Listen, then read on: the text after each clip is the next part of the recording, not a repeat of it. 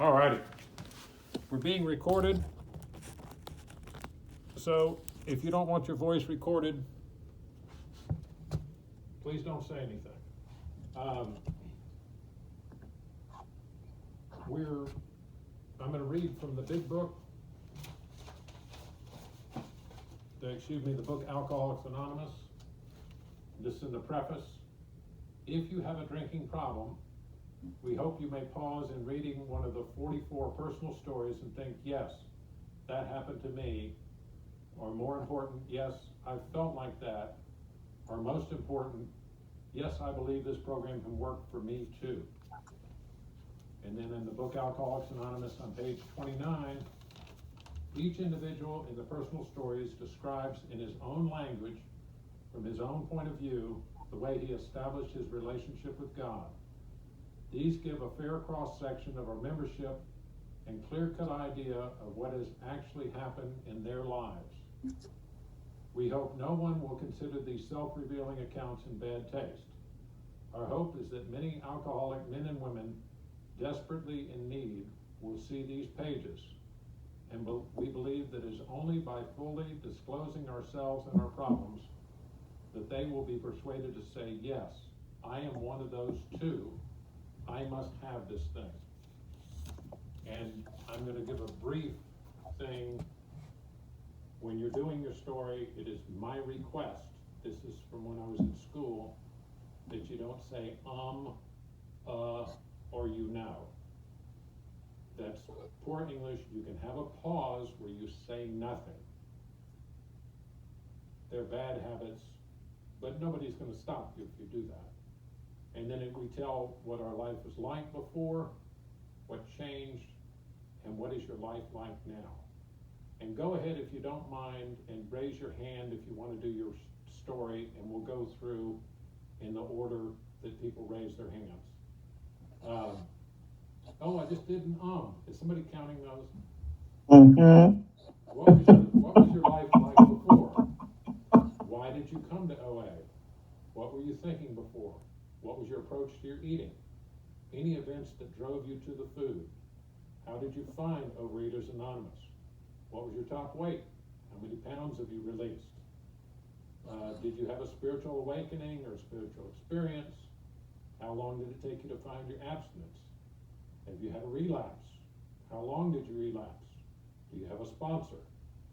Do you do what your sponsor suggests? How often do you contact your sponsor? Do you do readings?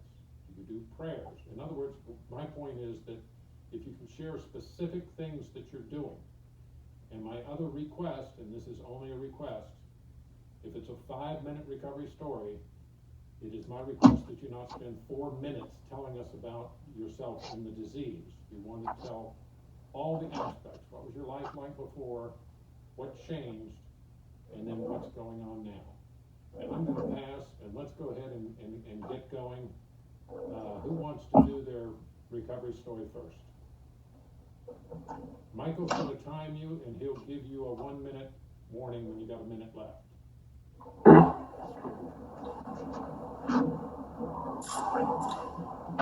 Do people have their hands up for purposes? Yeah, if you'll do your hands, I'm going to go through and get Marty B., you're up. And everyone else, please mute. Hello, everybody. My name is Marty, and I'm a compulsive overeater. I've been in OA for just over 7 months, and I'd like for my share of my story to. I'm just gonna say that I had some horrible things happen in my life. Hard things, the hardest things you can imagine. I've lived through it, and I've gotten through it. And you know what? I'm not going to go into details about it, because I would like for my story to be about hope, and I would like for my story to be positive, because I feel like I'm, thanks to this program, I feel like I'm in a transformation. So I came in this program 7 months ago, and I was in a low, dark place. I was into the food, and I was into my illness. But you know what? I didn't even really understand anything about compulsive overeating. I didn't know anything about the problem. I knew I had a problem with food. I was up to 290 pounds. And essentially, I needed help. So I found my way into these rooms, and I realized that I wasn't alone. And I realized what compulsive overeating was and how common it was. And it was one of those situations where I didn't know what the problem was that I had until I found the solution. And OA it's the solution for me, because of everything I've ever tried in my life, nothing ever worked. I always went back to the food. I always tried to fill that hole inside myself with food. But now I'm in this program. What I love about OA is that it's a spiritual program, and it's an emotional program, and it's a physical program. So when I realized that I wasn't alone when I first came into these rooms, I started going to meetings, and I grabbed onto this program with every bit of myself. I committed 150%. And I say that I was like a drowned man holding on to a life preserver. That's how I felt when I first came into these rooms. I was desperate, and I was ready to surrender. And I think that's part of the reason why this program is working for me as well as it is. But now, that being said, I do feel that I work a very structured, regimented program. I'll just give you a little bit of a rundown on how my day goes. I wake up in the morning and I do my morning rituals, which consists of getting my notebook and I write down my meal plan for the day, which I report to my sponsor. Everything I eat is weighed and measured. It's the 90-day format of OA. That's what I follow. And I eat at certain times of the day. Then I write a letter to God. And that letter is usually pretty short, and it's usually it starts with, today, Lord, I surrender myself and my food obsession to you. And I'll write some other thoughts. Then I heard of someone who's shared in a meeting that they read a letter from God back to them. And I started doing that. And it's usually I try to listen to my intuition, and I just write the first thing that comes to my head. And normally it's positive, and it's like a form of two-way prayer. And I find that starts my day with being connected to my higher power. Then I make a checklist. And the checklist consists of things I heard in meetings from different people who shared that essentially I've incorporated into my program. The first thing I write down is meditate. I should say that I don't always do everything on this checklist, but I don't get down on myself if I don't do everything on the checklist, because they say in this program it's about progress rather than perfection. So I write down my list. I do meditation, and I put a little box there. And then I try, but I'm not very good at meditation, but I do feel connected to my higher power when I do it, so I try to do it. And then I write down a meeting and a checkbox. And I try to go to a meeting every day myself, and I check that one off right away. Then I write down exercise, and I try to do walks in nature. Makes me feel connected to my higher power. I don't always get out, but the box is there. If I do it, I check it off. Then I write down steps, and if I work on my steps, which I'm currently on step 6, then I'll check it off. I actually made an amends. Well, that's actually a later step. But anyway, yeah, so I'm working on my steps. So then I write down... 1 minute. Thank you. I read and or listen to a podcast. And I read the For Today literature book. It's a daily book. It's a really nice little book there. And so I check that off.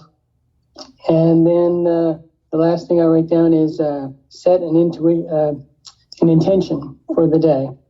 So basically, I set an intention for the day, and it could just something that comes to the top of my head, and I write it down. Sometimes it's prayer, sometimes it's take it easy, sometimes it's be gentle with myself today. Sometimes it's have fun, and it's whatever I think of, and I try to keep that in my mind throughout the day. So essentially, that's what I do on a daily basis. And you know what? It's working. And I got to tell you something. When I said earlier I was in the middle of a transformation, it's true. I've been in the program for over 7 months. I've been abstinent for almost 5 months, and I've released close to 80 pounds. And I can't believe it. And I know it's not all about the weight. I feel my spiritual growth and my emotional growth is just as prominent and important as the physical weight loss. But you know what? I'm full of hope. Yet it's not always all good days. It's a lot of positive stuff in this program. There's a lot of hope. But you know what? Life is life. And sometimes you got to sit in uncomfortable feelings. And sometimes you got to lean into the hard times. And that's not my words. That's words that I've gotten from the program. So with that, I'll wind up my share. And you know what? Thanks everybody for listening. I'm done. Thank you so much. That was a great share. Thank you. And Ellen Zoe, you're up. Okay, I'm Ellen Zoe, I'm a compulsive overeater, and I really need my higher power to help me tell my story in 5 minutes. Let's see. When I was a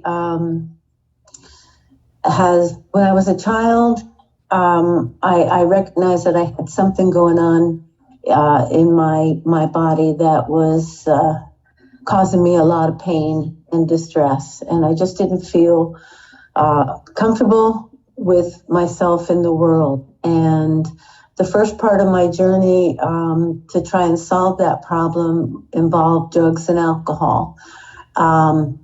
Food was always something kind of nebulous in my life, but it was when I got sober and clean in 1983, I was gorging myself on food. I was just eating food, and it was to try and calm the feelings that came up when I put down the drugs and alcohol. As a matter of fact, I went into a food group, but it didn't help. And I went through a lot of time where I tried a whole bunch of different ways. I just did not have the capacity to just live life. I had to have something that was going to help me calm down. And for me, I was about 10 or 12 years sober. I can't really remember. And I was suffering deep, deep depression. I'm bipolar, but it didn't help that I had a lot of shame and discomfort and ism in my head. And my sponsor and I came to the conclusion that maybe I should try 90 days in Overeaters Anonymous. I was living in LA at the time. And as soon as I went to Overeaters Anonymous, I felt like I was home, and I found a sponsor and I started working the program the way that she told me to. And I had 5 years of abstinence. We read a paragraph in the big book, and we wrote about it. But when I moved to New York and then subsequently Costa Rica, I was not working the program anymore, and I had a fuck it moment, and I just went to the food because I couldn't deal with my feelings. I went to the sugar, and in the next it must have been 13 years. I did liposuction, I did fasting, I did everything that there was, because I didn't realize that I had, even though I was working in AA program, that I had a spiritual malady that was still manifesting itself in Overeaters Anonymous. When I came to my meeting again, and I knew there was a solution, and I finally had a bottom and went to OA again. I was desperate, and I knew it worked. But what I learned was that I had to make some changes in my life that I had not been willing to make in my spiritual life and my behaviors, even though I had been in AA. And I became tremendously willing in working the steps to get rid of the defects that were no longer working for me. And as a result of working the steps in OA, my relationship with my higher power became stronger.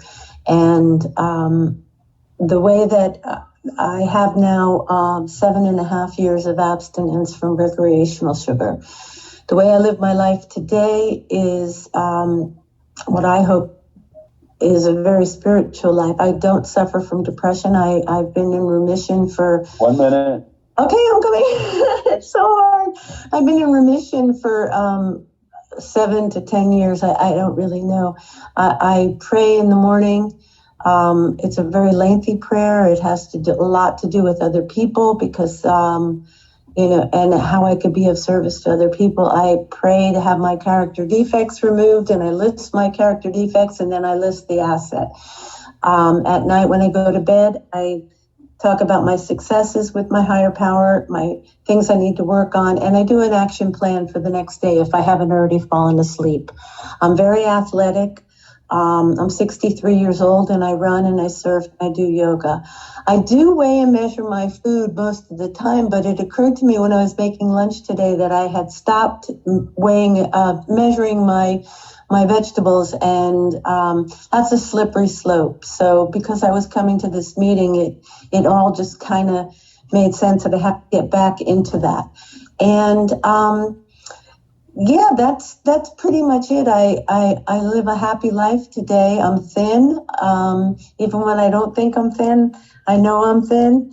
And that's only a small part of it because I have a real good spiritual connection to my higher power. And I really like OA. I like my Tuesday night in the rooms. I live in Costa Rica and we don't have in-person meetings. So virtual has been very, very good to me. Ta-da! Thanks. Ellen, great share. Thank you so much for doing your story. That's very nice of you. And then Betty, you're up. You got 5 minutes. Okay, I'm Betty, a compulsive eater. And today actually is my 11-year anniversary of abstinence. And thank you. I've always been a compulsive overeater, though. I've been in the rooms for 21 years. And I have given away about 110 pounds, 111 pounds at this point. I've always had disordered thinking about food. It really escalated in my 30s after the birth of my children and the death of my sister's child. What I can only describe as survivor guilt. And it led me to be pretty big people pleaser, and it led to conflicts in my relationships and broken relationships. I have what I've heard described as a broken coper, and I turned to food. It was the only thing. I had a food cure for everything, and I tried to use that to cope in my relationships, and those behaviors got me too morbidly obese by the May of 2000. As I said, I was always disordered in my eating. To just talk about what it was like. My earliest real memory of making poor food decisions was I was in elementary school. My uncle was the cafeteria monitor. And my mom always gave me money for a treat, but she would always give me the quarter that I needed to buy one. And for whatever reason, she didn't have change, so she gave me $1. And I figured, okay, so I could buy 4. And I bought 4 of the treats. And my uncle's like, Betty, what are you doing? I said, Mom gave me $1. He goes, she didn't mean buy 4. And that was, but to me, I had the money, I bought it, I was going to eat it. And that's just the way, I just had no idea that I shouldn't eat at all. As much as my money could buy, I would eat. Same thing, flash forward to adulthood, doing one of those diets with points. And my sister was doing it at the same time. She's like, did you try this? It only has 2 points. I'm like, what do you mean? My box has 8. Because again, I was eating the whole thing, not a serving. I had no concept of not eating it all. I tried all the diets. And then by the grace of my higher power, I found OA in early May of 2000. I am if it's free, it's for me kind of person. And I click around the internet getting points to earn gift cards. And one was a mental health site. that I clicked on every single day. Every single day I get my point. And one day I clicked on it and it talked about eating disorders. And it said, are you anorexic? Are you bulimic? Are you a compulsive overeater? And I'm like, what is that? And I started looking into that. And I just soaked up the information like a sponge because I'm like, this is me. This is what I am.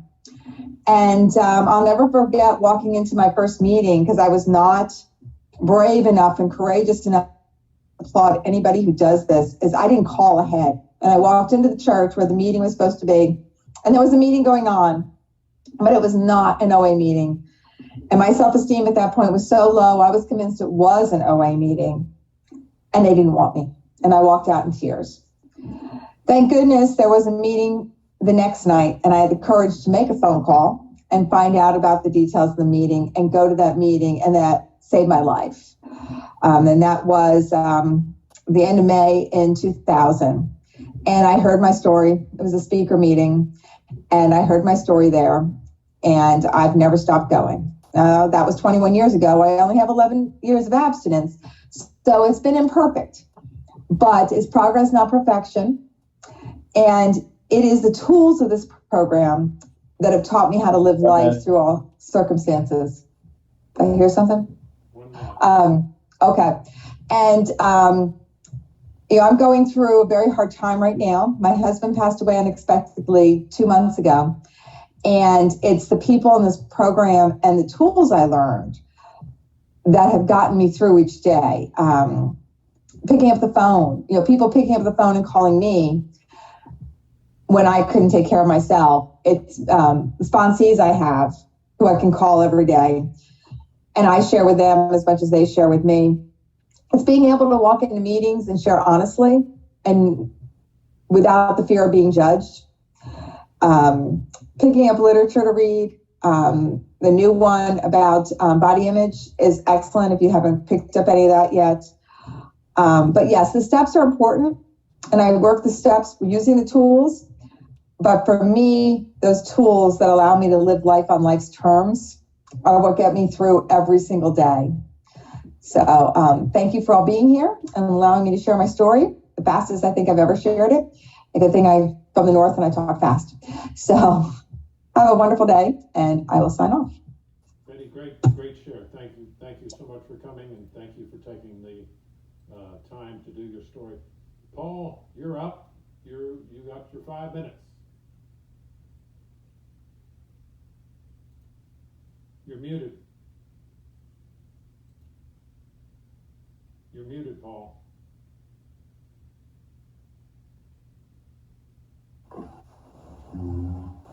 There we go. Can you hear me? Perfect. All right. Thank you, Rick, for your service here. And I'm Paul, compulsive overeater in Arizona. And I'll just throw out the statistics right here at the beginning. My top weight was 283. I'm at maintenance weight now at 170. That's a release of 113 pounds. I started in OA in 1990 and kind of goofed around with it, and then finally got serious in 2013. And then got it maintenance weight, and then I relapsed in 2016 and gained 70 pounds back. My new abstinent date is March 1, 2019, and I've been at maintenance now since November 2018. And I grew up in a loving family where big meals and great desserts were the way Mom and Grandma showed their love. It was a loving family. My grandfather came out to the garden one day and saw me eating a tomato off the vine, and I was using my left hand, and he said, "Hey, what hand do you use to eat with?" And I told him any-handed.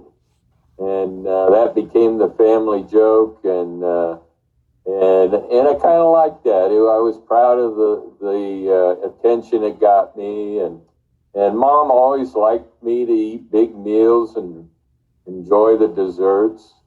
You know, my dad's favorite saying was, eat, eat, we'll build the doors bigger. And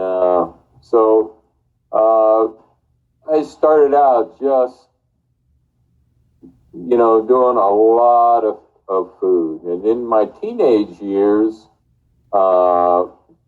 money got tight around the house, and mom and dad started fighting. And dad was a pretty angry guy, kind of violent, and would yell and scream and kick down doors and punch holes in drywall.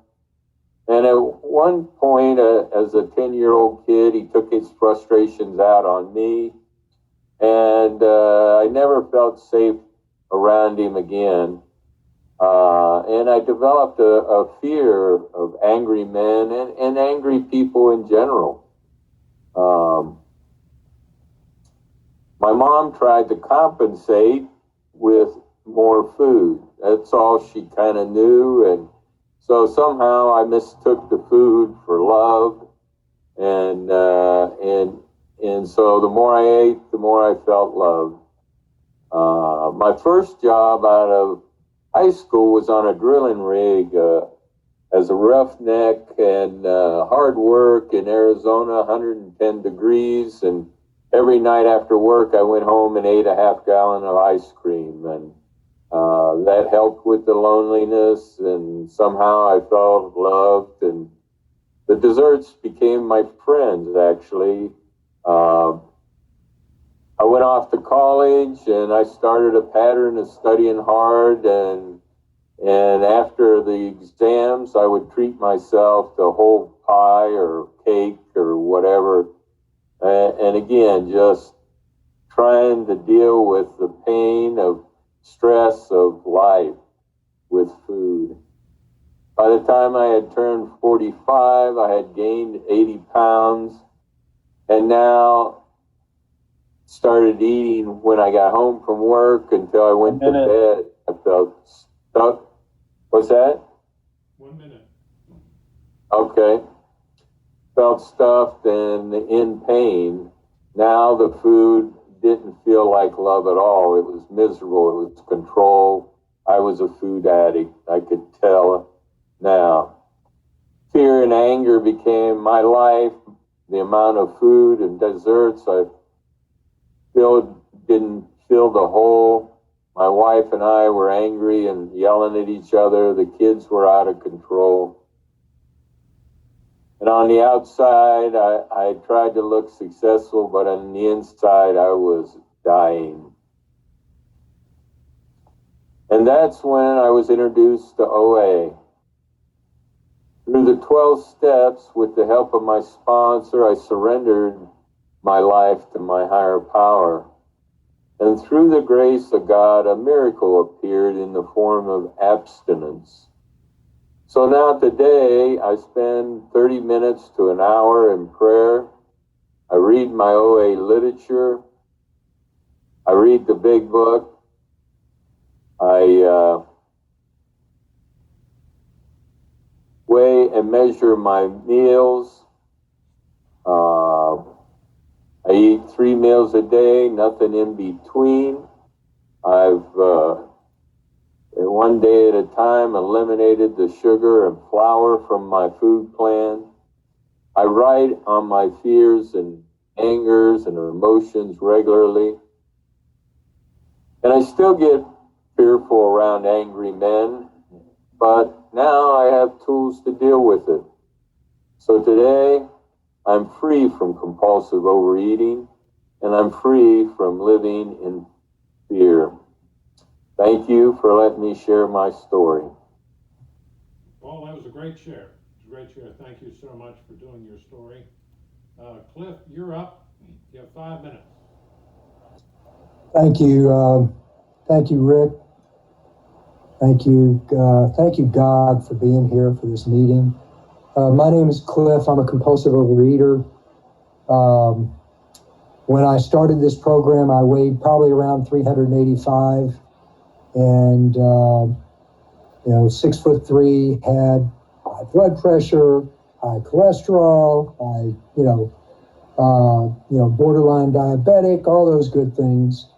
And, and my last gasp effort at trying to lose weight is that picture, a picture behind me, which is about me doing a triathlon when I was probably about 50 years old. I didn't come into the program until I was 53. And, I thought I was going to be able to exercise it off. That was the last thing I hadn't tried other than invasive medical procedures. And what was interesting to me is I didn't lose weight because, frankly, I was given permission to eat more because I was allowed to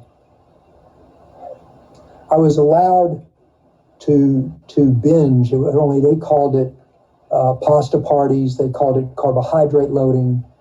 I was allowed to use candy bars, only they called it nutrition bars, or they called it goo, or they called it something like that to increase your energy.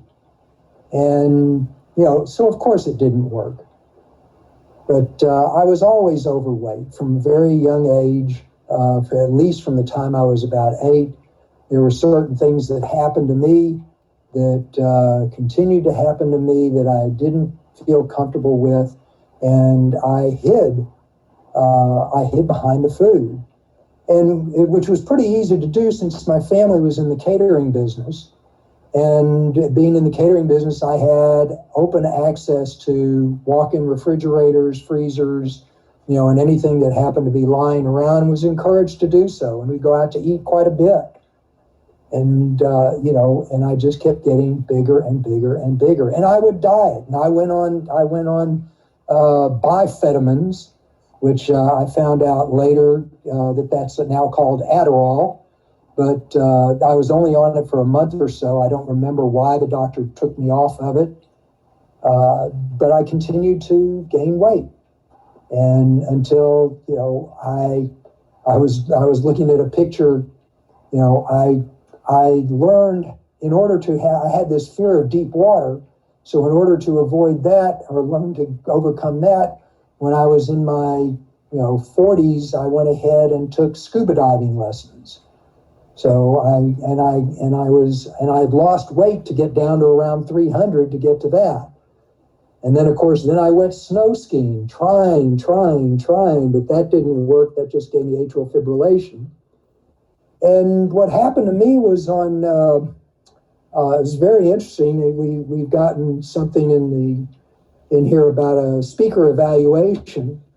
And I happened to be at in that particular group that gave speeches. And the topic for the day was Alcohol Awareness Day, which, I wasn't an alcoholic. It didn't mean anything to me, but that I was responsible for that topic. I went and I looked it up, and it reminded me of having gone to an OA meeting 35 years earlier with my mother when I was 19 years old. And I thought, I wonder what they're doing. And I looked it up, and I tried to find a place where there wasn't a meeting, because I knew that the last time I had been, it was always in a church. And they wouldn't have a meeting on a Sunday, and for darn sure wouldn't have one on a Sunday night.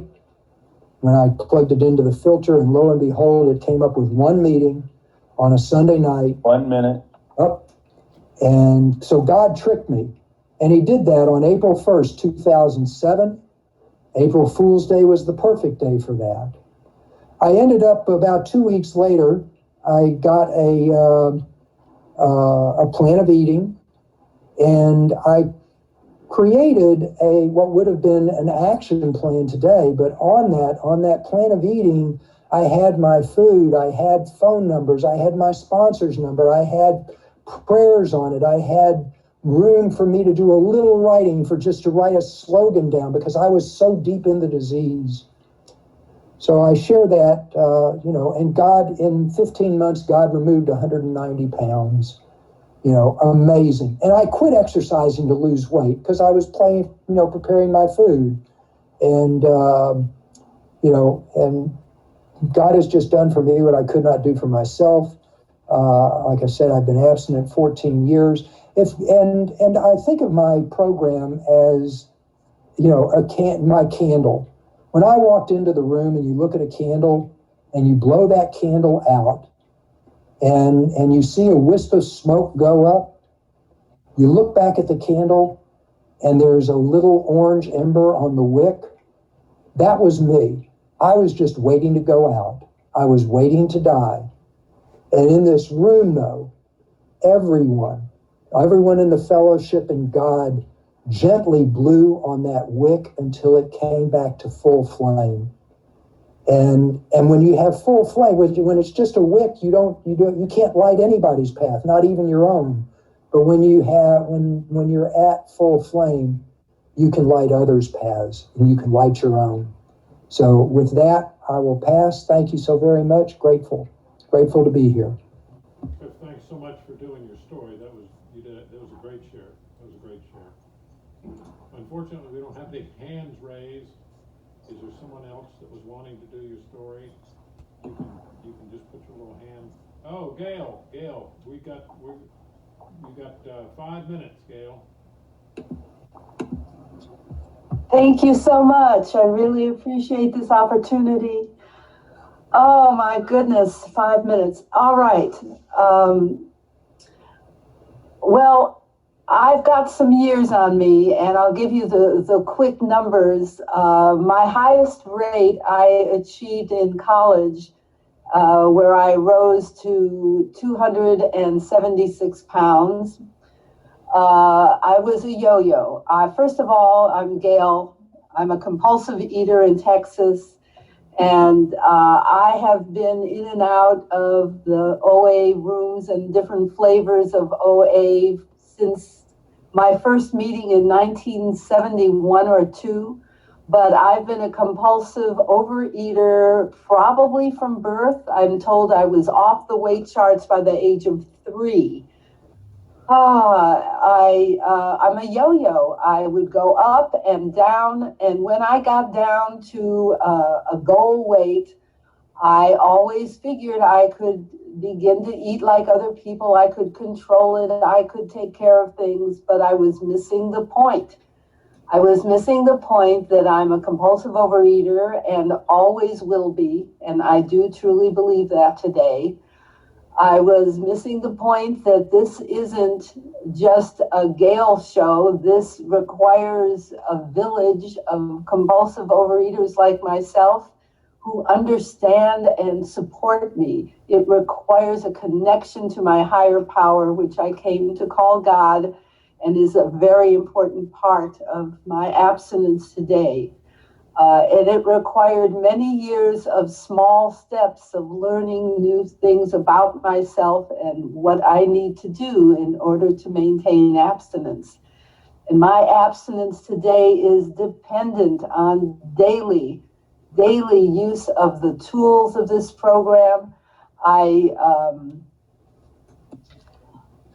can't relax into oblivion like I've done in the past. I know I have another binge in me, but I do not know if I have another recovery. And at this time in my life, I'll tell you, it was just about 2 years and 5 months ago that I found the kind of program that I needed in OA in order to become abstinent, take it one day at a time, not out into the future or lingering in the past, but a one day at a time venture. And at this point, 2 years and 3 months ago, I weighed 244 pounds. And as of the 1st of this month, I weigh 150 pounds.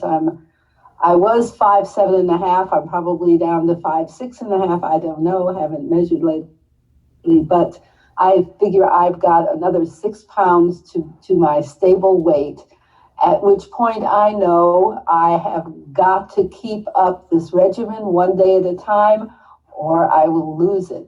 Maybe slowly, maybe very slowly.